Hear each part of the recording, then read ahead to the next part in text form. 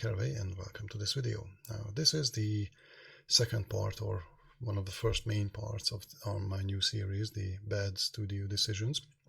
And in this one, I would like to talk about the infamous Justice League movie. As we all know, there are two versions of it in existence with very good reason. And the first one was quite a bit of a disaster. And I would like to go a bit more in depth into this, why it was a disaster and how it could have been avoided.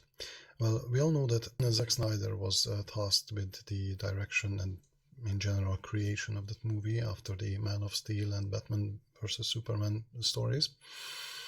And it seemed that basically the studio was trying to go more in the direction of the Marvel movies and not sticking with the DC drama, to be honest.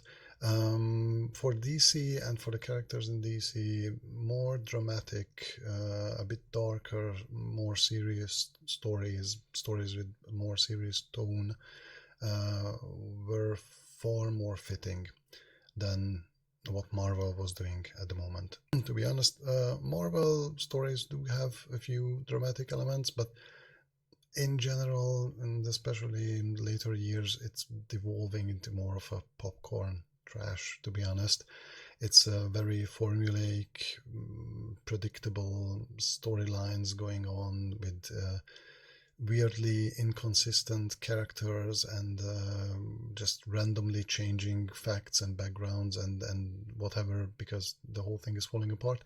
But with DC, they had more established characters, more known characters, more recognizable ones, and the general background of these characters was far better suited for dramatic, deeper stories and not the colorful popcorn entertainment.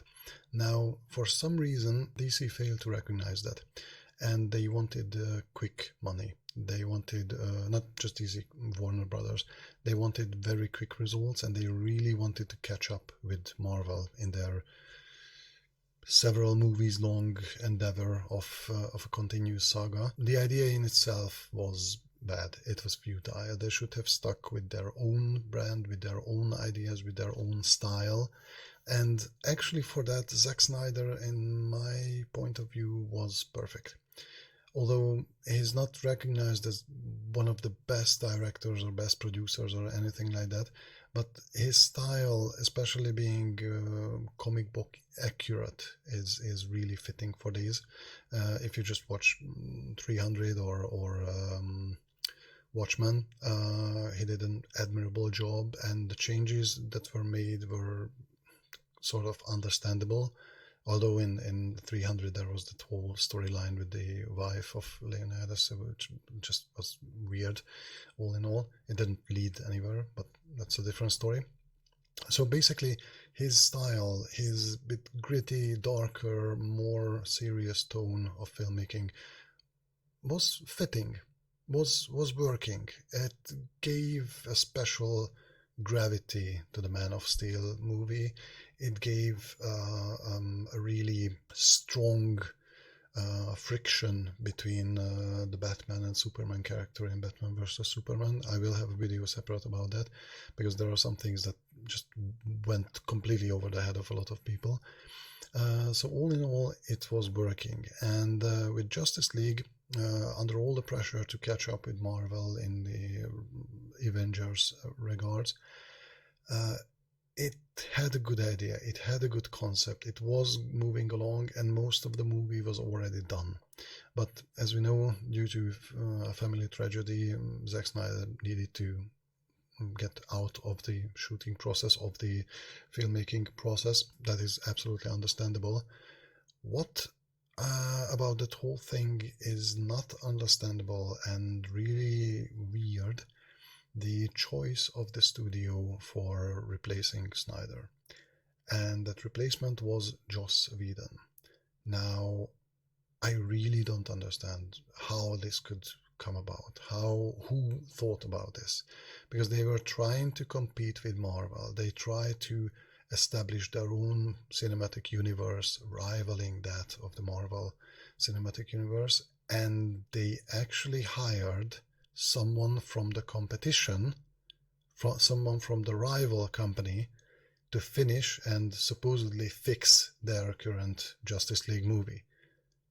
Who in his right mind thought this was a good idea?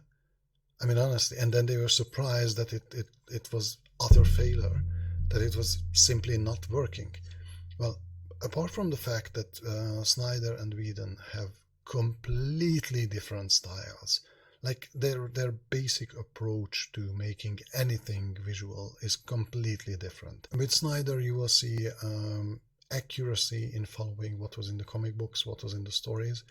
You will see a bit of a darker tone, a bit of a more dramatic tone, and more gritty, physical, palpable nature of things. While with Whedon, it goes into this quick-witted, quirky, jokey thing. So basically, two completely different styles, two completely different people, different mentalities, and the end result was a bit of a catastrophe. And Warner Brothers could have stopped it. I mean, truly, when someone comes in from the rival company, which is already a huge red flag, like, why? And then he says that, oh, what we have here is not really good. I want to reshoot most of the movie. I want to call back the actors who haven't spent the last few months with this kind of production, and we have to get them back. And, oh, they look a bit different. No problem. We'll just fix it in post. We will just use makeup and whatever. And then they want extra money on reshooting scenes that were already shot and were already working as a scene, as a movie. And he just wanted to make a different movie out of it. Now, he might have promised that this is the actual ingredient that's needed for the Marvel type of success. This is what will make the whole thing, just pop. Honestly, if I would have been on the boards of directors, I would have said no. I said, no, just use what we have, use the material that was already created, cut something together from it, but no, we are not giving you more money for reshooting something that was already done. And then basically the whole visual presentation of the things in that movie was changed. Now that we have the Snyder Cut, although it had a lot of post work on it to fix up everything, we see how the general concept of the movie was completely different. The idea for the characters, the actual characters involved in various parts of the stories were completely different. For example, in the case of Steppenwolf, who's the main baddie in Justice League, the Whedon version looks like, I don't know, like something from Star Trek Next Generation, like this plastic rubbery suit on someone who looks a bit mean and doesn't even have an original face. It was taken from another character from the original shots. It just looked weird and ridiculous and didn't have the actual alien nature. Now, for example, with this alien nature, I mean, if you know about the original comics, where Steppenwolf, Darkseid, and all the others, the New Gods and Apocalypse is mentioned and shown, it had a very peculiar, very, very distinct, specific style in the visual presentation. And you see that a lot of people who had mechanical or whatever high-tech clothing and armors and all that, the circuitry is displayed as very, very simple, large, bulky lines. But the idea behind that was that it is so advanced that we humans can only perceive it like that. It's beyond our comprehension, it's beyond our proper perceptual capabilities, because it's so complex, so above what we have, that we merely see that very simple pattern and nothing else from it. It's oversimplifying the visuals, because that's how we see it, how we notice that, how we recognize that, and otherwise we wouldn't be able to understand it. Now, for that, bringing that over to the screen with the rubber suit and the pathetic appearance of Steppenwolf, no, that's just no. That shows not just utter disrespect, but utter lack of knowledge about the source material.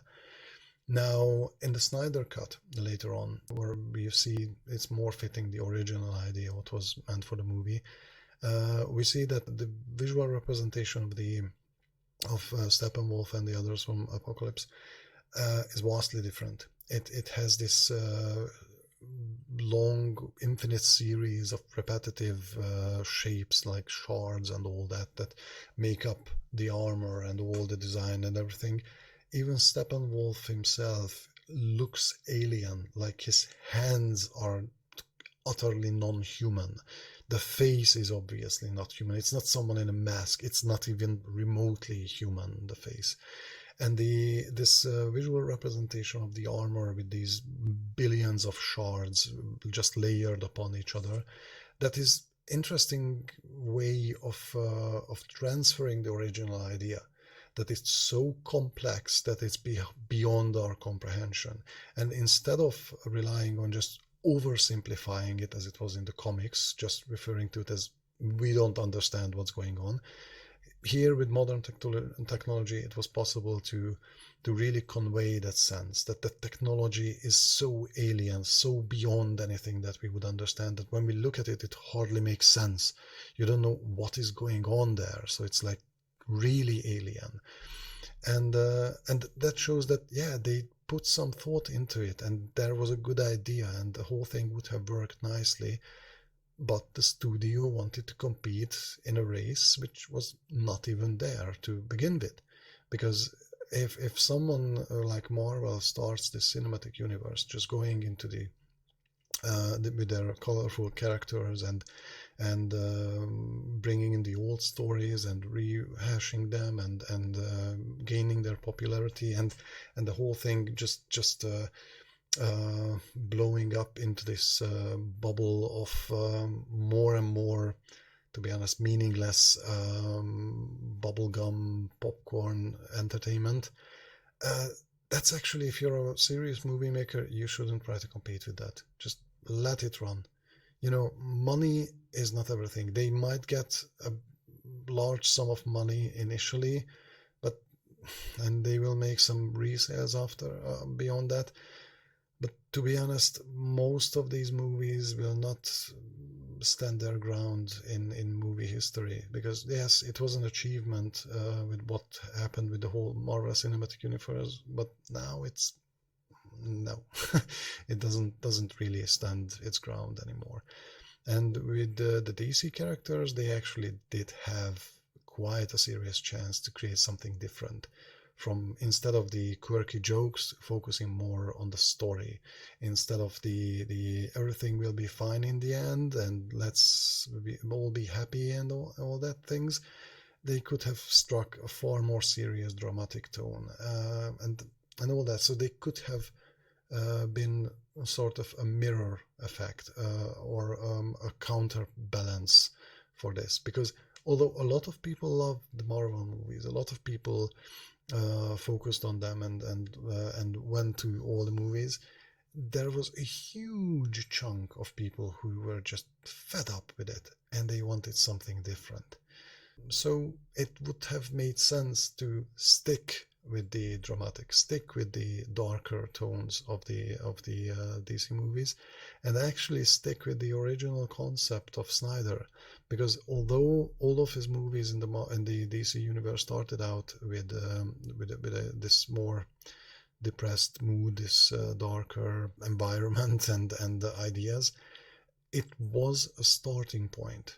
It obviously had a plan to start out from the darkness and then go into the dawn of justice, as how the world, how the universe of the DC characters is basically lighting up by coming together and working together, and how even in Batman vs Superman, how Batman changed from a bitter, jaded, disillusioned character into someone who's not as harsh and not as brutal as he was at the beginning. So in general, they should have stuck with Snyder and just, for example, let him have his time in regarding that family tragedy that came upon, and gather himself and then later finish up the movie, just give it some extra time. But no, they wanted quick results. They wanted to enter an impossible race, and it didn't work. And especially I'm firmly of the belief that Joss Whedon didn't even want to make that a good movie. He obviously had no plans of helping the rival company, because you might say that, oh, but he was already off of the Marvel movies. Yes, but not the series. He was still working on Agents of S.H.I.E.L.D., meaning he was still in the Marvel house, still playing for Marvel. And that's like, why would you bring in someone from the supposedly the enemy side? That is a huge misstep and a gigantic bad move from DC and Warner Brothers, which I will never understand why and who was approving this, because I really don't want to use bad language in these videos, but it's let's just stick with mind-boggling how they could have thought that this would end up as anything useful. So all in all, if you really want to see the original idea for Justice League, then please get your hands on the Snyder cut, because it's a vastly different and vastly superior version of the Justice League story. Just accept the DC movies for what they are. They are a darker counterpart, a counterbalance for the Marvel popcorn things. So that would be it for this one specific subject about the Justice League studio bad decisions, and hopefully we'll get many more of these. Many more of these videos, not many more of these studio mistakes. So if you enjoyed it, then likes are highly appreciated. If you'd like to see more of this kind of content, then please subscribe. If you know someone who would benefit from this video or would enjoy it, then please share the link with them. And if you wish to support me through any other means, then you can do that by supporting me on Patreon, where I'm sharing early access and exclusive content. Also, you could buy a product or two with my designs on Redbubble, or a copy or two of the Adventures of the Smallest Astronaut, a coloring storybook for kids, available on all regions of Amazon. So I hope you enjoyed this one. Thank you for your time. Bye.